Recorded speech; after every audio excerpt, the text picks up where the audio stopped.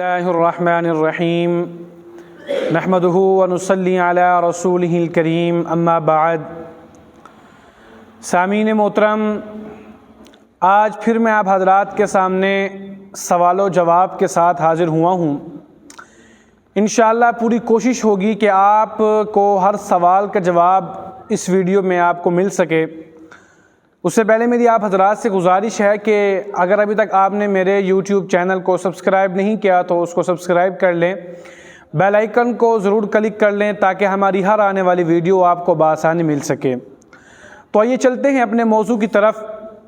تو آج کا جو پہلا سوال ہے وہ یہ ہے کہ کیا روزے کی حالت میں انسان انجیکشن لگوا سکتا ہے؟ یعنی کہ اگر کسی کا روزہ ہو اور اس کو ضرورت پڑ گئی، کیا وہ روزے کی حالت میں انجیکشن لگا سکتا ہے؟ تو اس کا جواب یہ ہے کہ انجیکشن لگانے سے روزہ فاسد نہیں ہوگا۔ انجیکشن لگانے سے روزہ فاسد نہیں ہوگا، کیونکہ انجیکشن کے ذریعے جو دوا بدن میں پہنچائی جاتی ہیں وہ رگوں یا مسامات کے ذریعے بدن میں جاتی ہیں، جبکہ روزہ فاسد ہونے کے لیے ضروری ہے کہ بدن کے اصلی راستوں سے کوئی چیز جسم کے اندر جائے۔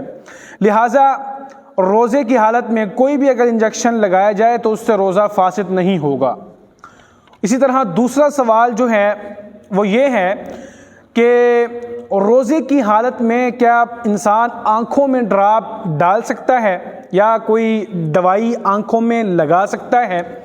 بعض اوقات ایسا ہوتا ہے کہ روزے کی حالت میں آنکھوں کے اندر ڈراپ ڈالنا ہوتا ہے یا دوائی لگانی ہوتی ہے، تو انسان کے ذہن کے اندر ایک سوال اٹھتا ہے کہ میرا روزہ ہے، کہیں ایسا نہ ہو کہ میں روزے کی حالت میں اپنے جو آنکھیں ہیں اس کے اندر ڈراپ لگاؤں، کہیں میرا روزہ فاسد نہ ہو جائے۔ تو یہ سوال ہوتا ہے، تو اس کا جواب یہ ہے کہ روزے کے دوران آنکھ میں دوائی ڈالنے یا لگانے کی ضرورت ہو تو ڈالنا یا لگانا جائز ہے، اس سے روزہ فاسد نہیں ہوگا۔ تو اسی طرح ایک اور سوال ہے کہ روزے میں منہ کے چھالوں پر دوا لگانا کیسا ہے؟ یعنی کہ اگر انسان کے منہ میں چھالے ہو گئے، کوئی ایسا چھالا جو انتہائی اس کو تکلیف دے رہا ہے، یا ویسے ہی اگر کوئی منہ میں زخم ہو گیا تو کیا وہ اپنے منہ کے اندر دوائی لگا سکتے ہیں، ان چھالوں پر دوائی لگا سکتا ہے؟ تو اس کا جواب یہ ہے، اگر منہ کے چھالوں پر دوا لگانے سے دوا یا اس دوا کا اثر حلق میں نہیں جاتا اور نہ ہی اس کا ذائقہ اس کے حلق میں جاتا ہے تو ایسی صورت میں روزہ فاسد نہیں ہوگا۔